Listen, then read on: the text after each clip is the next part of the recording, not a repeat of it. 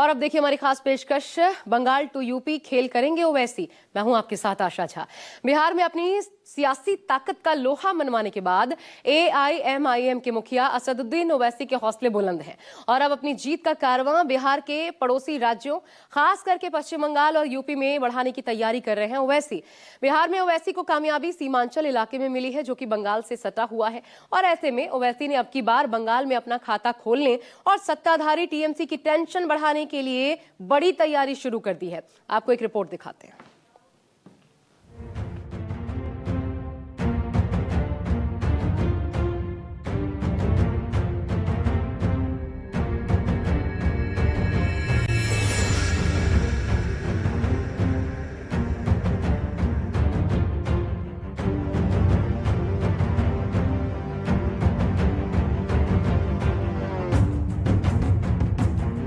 ये सियासत है। मैं अपनी पार्टी को लेके आगे बढ़ना चाहता हूं।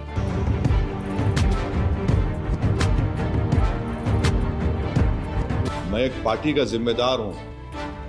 मेरे को अपनी पार्टी को जब लेके हम बिहार जा रहे हैं, उत्तर प्रदेश में काम हो रहा है शौकत साहब की क़यादत में। वो बिहार में जीत से गदगद भाईजान, अब बंगाल टू यूपी बड़ा गेम प्लान।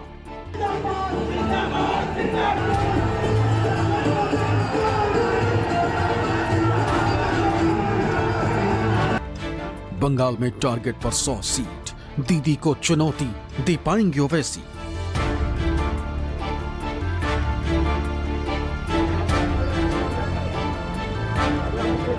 यूपी में अखिलेश का PDS समीकरण, सिंधमारी के लिए ओवैसी का भी मिशन।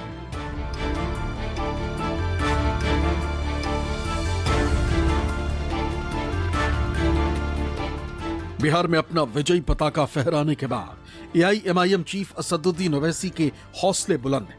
इसके साथ ही उम्मीदों का पतंग भी आसमान में उड़ने लगा है। बिहार की कामयाबी से गदगद असदुद्दीन ओवैसी अब अपना कारवा आगे बढ़ाना चाहते हैं और इसके लिए नया ठिकाना बिहार के 2 पड़ोसी राज्य पश्चिम बंगाल और उत्तर प्रदेश को बनाना चाह रहे हैं, जिसका ऐलान करने के साथ ही ओवैसी उसकी तैयारी में भी जुट गए। आपको ओवैसी की वो तैयारी और पूरा गेम प्लान समझाएंगे, मगर उससे पहले आपको बिहार में ओवैसी ने किस तरह अपना दम दिखाया और कैसे महागठबंधन को AIMIM ने सबसे बड़ा नुकसान पहुंचाया है, वो बताते हैं। अब की बार ओवैसी ने अपनी पार्टी से कुल 28 उम्मीदवार बिहार चुनाव में उतारे थे, जिसमें से 5 सीटों पर जीत हासिल कर उन्होंने अपना पिछला रिकॉर्ड बरकरार रखा। इसके साथ ही ओवैसी की पार्टी को इस बार 1.85% वोट मिले, जो कि पिछली बार मिले 1.24% के मुकाबले 0.61% ज्यादा है। AIMIM को जो 5 सीटें मिली, उनमें जोकीहाट, बहादुरगंज, अमौर, कोचाधामन और बायसी, ये सभी 5 सीट सीमांचल इलाके की हैं और सभी के सभी मुस्लिम बहुल हैं। सभी पर मुस्लिम आबादी तकरीबन 60% से ज्यादा है।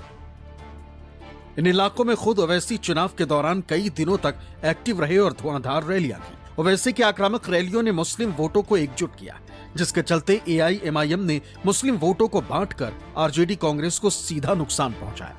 सबसे दिलचस्प बात यह है कि AIMIM ने न सिर्फ 5 सीटें जीती, बल्कि 16 विधानसभा सीटों के रिजल्ट पर भी असर डाला, जिसमें 2 सीट किशनगंज के ठाकुरगंज और कटिहार के बलरामपुर में AIMIM उम्मीदवार दूसरे नंबर पर रहे, जबकि 14 सीटों पर तीसरे स्थान पर रहकर दूसरी पार्टियों का समीकरण बिगाड़ने में अहम भूमिका निभाई। दिलचस्प ये कि 28 में से 9 सीटों पर AIMIM को जीत हार के अंतर से ज्यादा वोट मिले।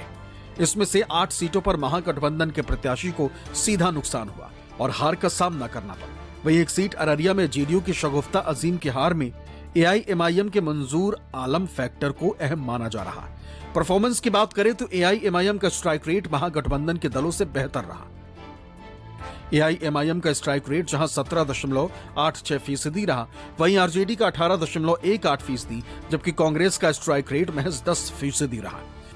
सीमांचल में मंजलिस के 5 अराकीन असेंबली की कामयाबी और मुख्तलिफ सीमांचल के असेंबली हल्क़ात में 80-80 हजार वोट हासिल करना, 50 हजार वोट मंजलिस को मिलना, वो क्या कहता है? जो गूंगे, अंधे और बहरे हैं सियासी तौर पर, मैं उनसे कह रहा हूं, ये एक अवाम के एक इनकलाब का आगाज है। अगर तुम इस इनकलाब का साथ ना भी दो, तब भी ये इनकलाब कामयाबी के मंजिलों को छू होकर रहेगा इंशाअल्लाह ताला। अब सीमांचल की आवाम जाग चुकी है। एक एक वोट जो पतंग छाप पर पड़ा है वो इसलिए पड़ा है क्योंकि उनको भरोसा है, एतमाद है, और वो जानते हैं कि ये हमारी लड़ाई लड़ने वाली पार्टी है और ये कभी आपके मफाद पर समझौता नहीं करने वाली पार्टी है। तो खैर, अगर वो आए न आए, इंशाअल्लाह ताला हम अपने कारवान को लेकर आगे बढ़ते रहेंगे।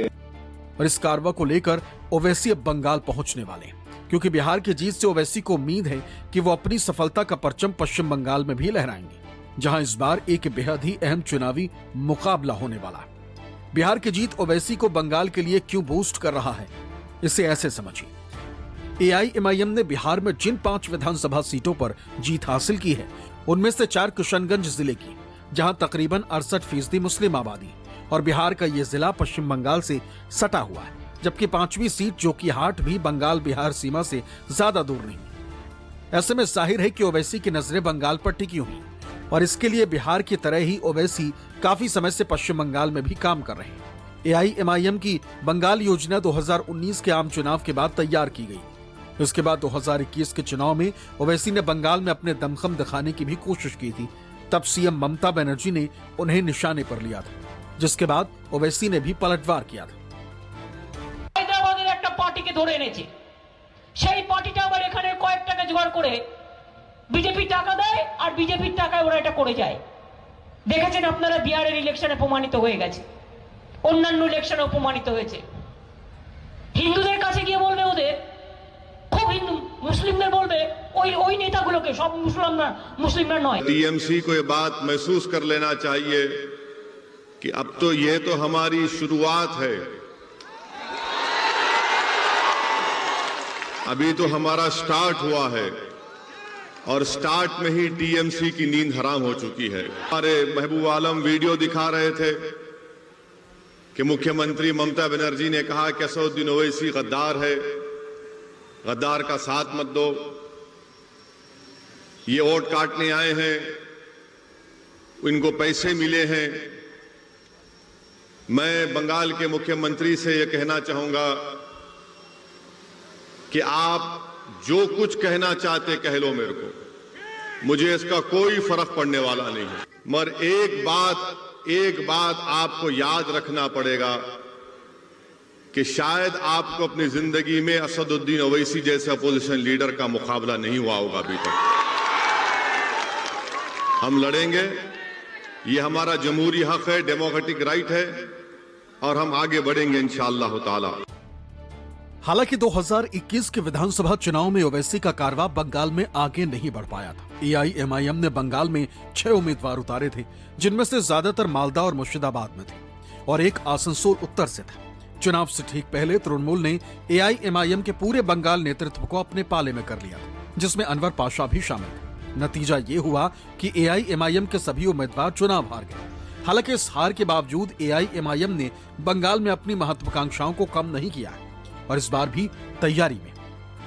आप बंगाल में लड़ेंगे जाकर इस बार चुनाव? अभी बातचीत चल रही है, हमारे लोग बात कर रहे हैं, तो ख़तई जवाब देंगे आपको, थोड़े दिनों में देंगे। क्या आप लेकिन एक प्रिंसिपल एक स्टैंड आपका है कि आप भी वहां भी ममता बनर्जी की पार्टी से कोई गठबंधन करना चाहते हैं, उनको कोई ऑफर देना चाहते हैं आप? ऐसा है ना कि लाइटर वे में कह रहा हूं आपको, हिंदुस्तान की राजनीति में अगर कोई बर्मुडा ट्रायंगल है तो असदुद्दीन ओवैसी है, तो उसका इलाज मेरे पास तो नहीं है। क्या बात है क्या बात है। नहीं, फिर भी आप तो हमेशा कहते हैं ना कि सेक्युलर फोर्सेस को साथ में लड़ना चाहिए, तो इसलिए मैं कह रहा हूं कि क्या आपके मन में एक ख्याल आया है कि जैसे आपने बिहार में महागठबंधन को ऑफर दिया था, उधर ममता दीदी को भी देंगे क्या? देखिए, अभी तो हम अपनी पार्टी में बातचीत चल रही है, उसके बाद ही कुछ आपको बता पाएंगे। दरअसल ये बात ओवैसी बखूबी जानते हैं कि बंगाल में अपनी अलग पहचान बनाना आसान काम नहीं होगा, क्योंकि उनकी पार्टी को उत्तर बंगाल के मुख्यतः उर्दू भाषी मुसलमानों का समर्थन तो प्राप्त है, मगर दक्षिण बंगाल जहां मुस्लिम वोटों की अच्छी खासी संख्या है, जिसमें ज्यादातर बंगाली भाषी मुसलमान हैं, जिनके लिए ममता अब भी सर्वसम्मत नेता है। शायद यही वजह है कि सूत्रों के मुताबिक एआईएमआईएम की ओर से कहा गया है कि अगर उनसे संपर्क किया जाता है तो वो टीएमसी के साथ गठबंधन के लिए तैयार है।